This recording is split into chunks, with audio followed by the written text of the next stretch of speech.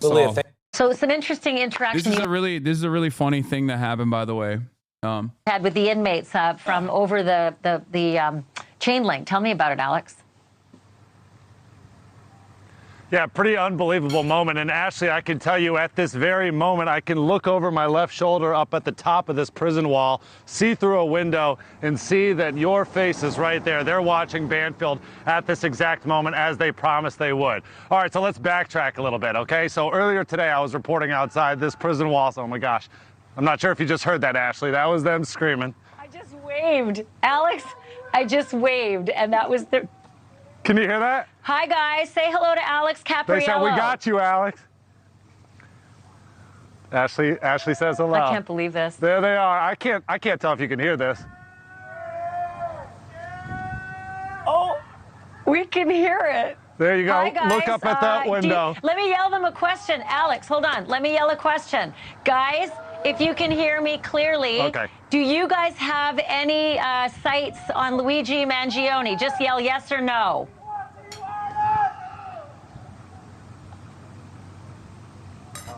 I don't know if they're answering. They're flickering the... They're saying no. Go ahead, ask another one. They can hear you. Okay.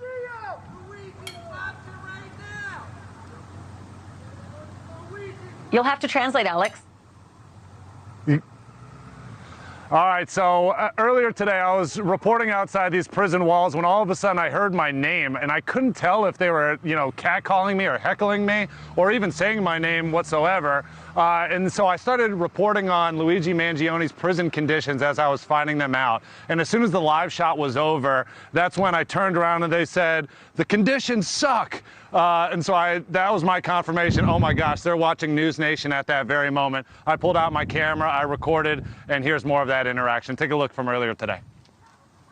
Luigi's conditions suck! Free Luigi!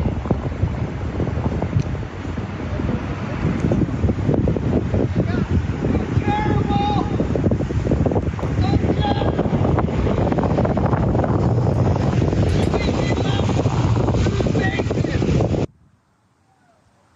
Ashley, they're going nuts in there right now watching this video on playback. This was just from a few hours ago, and here they are, 10 o'clock as promised. They said earlier today, tell Ashley Banfield that Luigi is watching at 10 o'clock. I mean, obviously, that's just a hard roast at this point because they're not near Luigi in any way, as confirmed by the Department of Corrections earlier today. But at the same time, they've picked a trusted news source to watch this very high-profile national case. Of course, they're watching us. It's crazy. Hey, Alex, can I ask you a favor? Can I just ask the guys, if they can hear me right now, to answer yes or no very loud? Does Luigi have television in his single cell?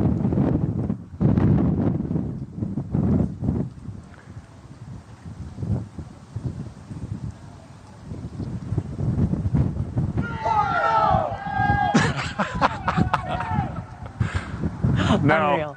They said no, right? Obviously, we have a little bit of a delay, but they're getting they're getting the questions and they're giving us the answers. So Luigi does not have. This is so fucking dystopian, dude. I mean, I'm sure the imprisoned in this situation, I mean, they feel probably somewhat happy that their humanity is being recognized because they are able to communicate. But it is crazy. Like when you just like pull yourself out of the situation for a moment, it is so fucking dystopian, dude.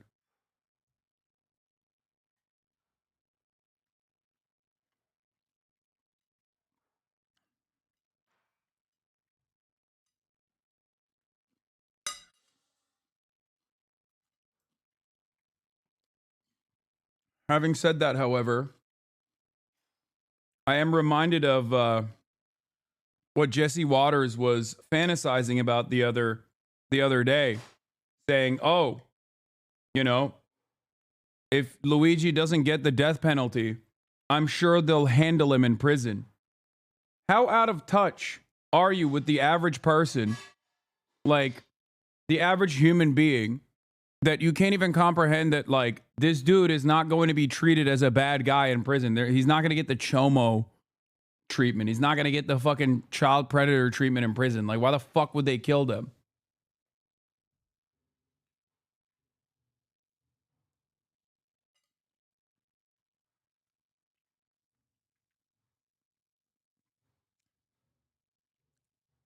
I suspect that the broad majority of people in prison come from very dire financial circumstances, which means that they most likely have immediate family members who've been fucked over by the same healthcare providers.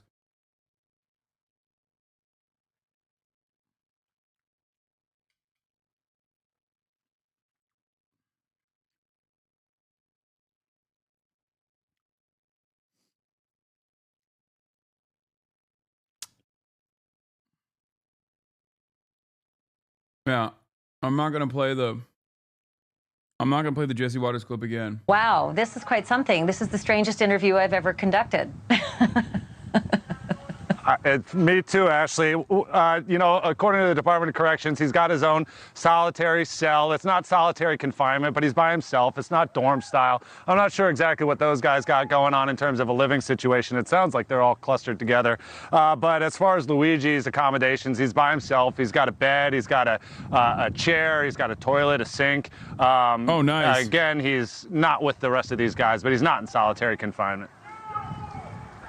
Okay, so I'm going to read out the menu, and then I'm going to ask the guys if it was any good, the dinner tonight. So the breakfast was fruit, grits, bread, eggs, and coffee. He had the choice. The lunch was porcupine meatballs, potatoes, bread, and fruit. And tonight's dinner, mac and cheese, pasta bean casserole, and stewed tomatoes with broccoli. So guys, was dinner good, yes or no?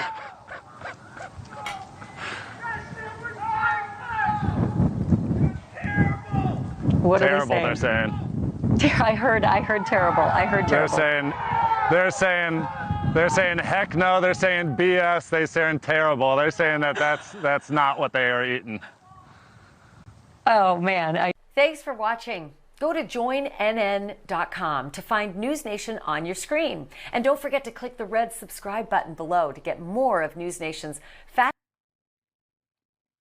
Officials with the NYPD tell CNN that CEO wanted posters have been seen around the city as fears grow that.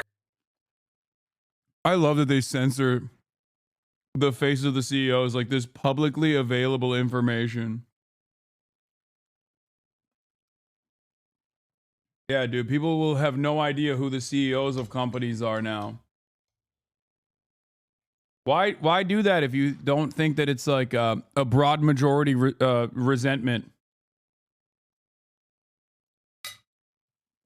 Why do that anyway? If your opinion is of the mind that these guys are heroes, they're profit makers, and that's a good thing. They're jobs providers. Who do you think is going to see that and do anything mean? Copycats could target other corporate executives. Well, Jim, there is a real sense of nervousness and even fear in C-suites really across the country. This fatal shooting in Midtown Manhattan, not far from where I am right now, has been a real wake-up call for business leaders and for boards of directors. The security firms that are paid top dollars to protect executives, they say that their phones have been ringing off the hook ever since this news broke. One veteran security executive told me that corporate America is nervous. And he said healthcare is the target now, but who's next? And so, yes, companies are considering a range of steps to try to ramp up security, including reassessing the security protocols that are already in place and the budgets. They're increasing the number of security personnel and the amount of technology in offices and even in the residences of executives. They're urging executives to delete their digital footprints, including stuff like the floor plans of their homes and any information that's out there about where their kids may go to school, and they're also enhancing male screening. There's also a sense that this killing really made it clear that companies need to extend the security blanket that exists for those top-level CEOs down to their lieutenants, because there are a lot of massive corporations out there, like United Healthcare, that maybe the security for those division CEOs does not rise to the level that it does for the number one CEO, but perhaps it really should. There's also this growing concern about the risk of a copycat, both because of the positive reaction that this has gotten online and also the level of attention that this suspect has received. A New York Police Department intel report obtained by CNN's John Miller said that the online reaction to the killing may signal an elevated threat facing executives in the near term, with the shooting itself. Yeah, maybe if people were serious about this, they examined where this anger and resentment was coming from. I mean, this spells societal collapse. And it seems like everyone is more predisposed with defending the current order of business while simultaneously yelling at the angry people instead of looking at why they're angry, how this moment of desperation came about.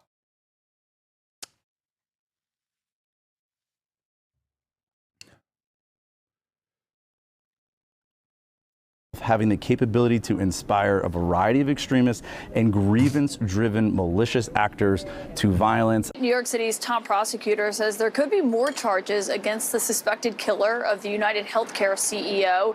And he's also denouncing the growing support that we've seen from some circles for Luigi Mangione. Celebrating this conduct is abhorrent to me. It's deeply disturbing. And what I would say to members of the public, people who, as you described, are celebrating this and maybe contemplating other action, that we will be vigilant and we will hold people accountable. We are at the ready. The Manhattan District Attorney Alvin Bragg there making that promise after wanted posters targeting other healthcare executives were seen posted around New York City today. Joining me here tonight, Nicholas Florco, staff writer for The Atlantic, who argues in a new post, quote, "Murder is an awful answer for healthcare anger." And he joins me now, and it's great to have you because you also used to work. Wow, brilliant take, man. Yeah, no shit. Yeah, no, I don't think.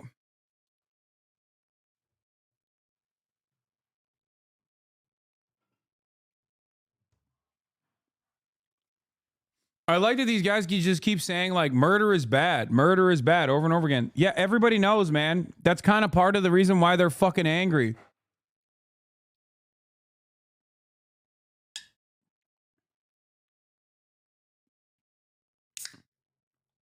Yeah.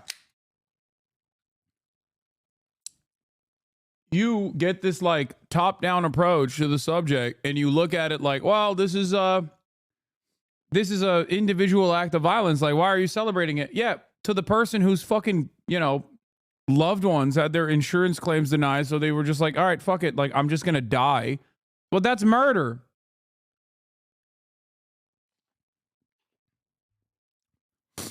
Just because it is structured in a way to shelter those who are committing this act of murder, making it seem like it's just a regular part of the process, doesn't change the loss of life for the individual. It doesn't change that at all.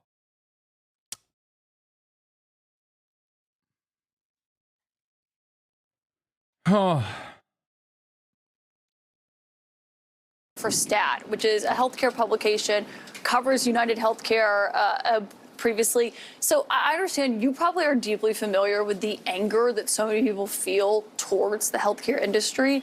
But the idea that you people are using that to celebrate the murder of a father of two children is just kind of stunning. It really is. I mean, I'm used to people being angry about healthcare my entire career. People have been angry about health insurance, about healthcare prices. I've never seen anything like this. I mean, the amount of outpouring of support for Luigi Mangione and the amount of hate going to the United CEO is it's unprecedented. Yeah, but we've seen some people say, well, the reaction that we've seen to beef up security for these CEOs or to focus on that is them focusing on the wrong issue.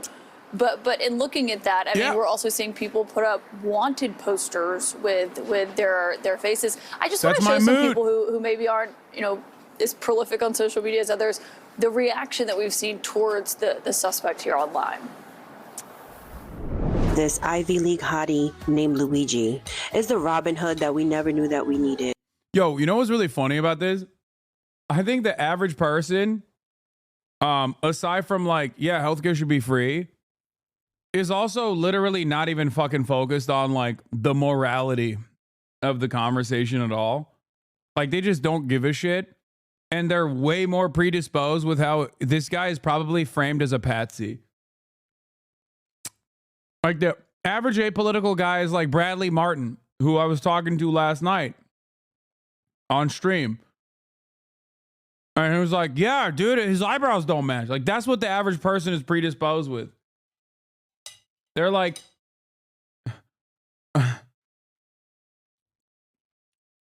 the media is freaking out, being like, oh, which CEOs are next? This is unacceptable. Don't you dare disrupt the current order of business. This is not the answer. Violence is never the answer, except for the socialized murder and violence of random people at the behest of the profit motive in our for-profit structure that we've designed that is cruel and unusual. But the average person is literally yeah, I think Luigi Mangione is a fall guy.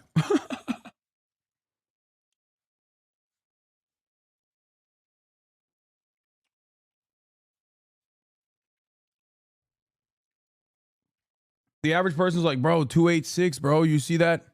See that conspiracy? It's the 286 Pokemon. And the Bible verse. Or whatever the fuck people are focused on in terms of the conspiracies.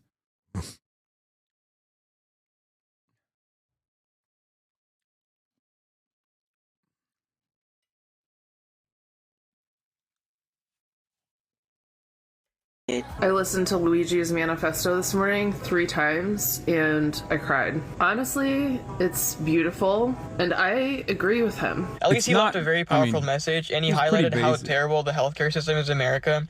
I think he'll go down as a hero in history. What does that say to you? I mean, it tells me that people are really angry about the state of healthcare in this country and that they're feeling kind of hopeless. I mean, to me, what it symbolizes that people are moving towards this, glorifying violence because they feel like something can't get done otherwise. I mean, I would argue, frankly, that is the absolute wrong way to go in every way possible. We know that nonviolent protest is more effective than violent protest. And I think we all should agree that killing a CEO isn't going to change anything to make our healthcare system better. Yeah. Wait, that's crazy. Did we get fucking free healthcare? Because I don't know. I mean, I feel like there's been a lot of protests on that stuff.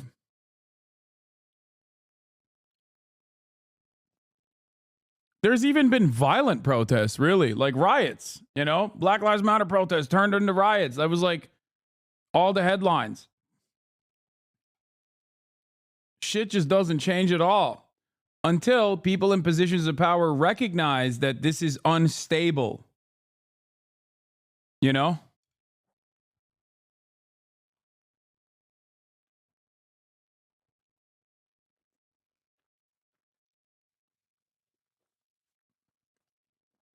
And Senator Elizabeth Warren was facing some blowback today because when she was asked about this, she told the Huffington Post, the visceral response from people across this country who feel cheated, ripped off, and threatened by the vile practices of their insurance companies should be a warning to everyone in the healthcare system. Violence is never the answer, she said, but people can only be pushed so far. I saw some people saying, that should end it. Violence is never the answer. Yeah, I mean, I think that Senator Warren has struggled with what a lot of us that have been talking about this have been struggling with, which is balancing both the fact that our healthcare system causes real harm and real suffering, and that murder is absolutely incorrect. The thing that I think is important to highlight is, unfortunately, Senator Warren is right in a lot of ways. We know from history that society... Bro, for the person whose immediate family member was harmed by for-profit healthcare, they look at it as like a serial killer, okay? Like, that's it. And as conditions worsen, especially when there's already a steady desensitization that like the average American experiences in terms of like the most horrific acts of violence, whether it be in fucking Gaza or whether it be like the endless, senseless slaughter of children in American kindergartens and shit. Yeah, they're not going to give a fuck, dude. You can't just prime people into being like, no. Mass school shootings and mass shootings are just a part of American existence year over year because you want no solutions to gun violence, and then expect them to be like, oh, the horror, when a guy who is seen as a placeholder for their grandma fucking dying gets popped. That's it. It's that simple. You can't have both. Like, what the expectation that people are supposed to be respectful about this is so funny to me. It's like, dude, yeah, of course they're mad, dude. What the fuck? The idea that like Elizabeth Warren, oh, it's really unacceptable that she said this. It's ridiculous. Societies devolve into political violence when people feel like they are the victim. They see very clear inequality and they lose faith in our democratic institutions. So I think the point that Senator Warren is making is right, that these factors can lead to violence, but I just think it wasn't said in the right way. Did you hear from people that you used to speak with in the healthcare industry after you wrote this, or just given, you know, your past where you worked, what people inside that industry have said about this? I mean, I think people are just scared. I mean, we're seeing the insurance companies taking their CEOs' photos off of the internet. We're seeing companies working from home. I mean, we've never seen anything like this. I mean, when you have people putting up wanted posters in New York City with people's faces on them, you have to wonder if they're right. They have to be careful. Yeah, I mean, to see the wanted posters is quite something. To if you are one of those healthcare CEOs, to see that and targeting in that way. Yeah, I mean, I don't know how you see it as anything but intimidation. And I mean, frankly, I think and I hope that people will see those and think this is awful, but it only takes one person to cause chaotic trouble. Yeah, it's an important piece. I'm glad you wrote it, and thank you for coming on here to talk about it tonight. Nicholas Florco, it's great to have you. Thank you so much.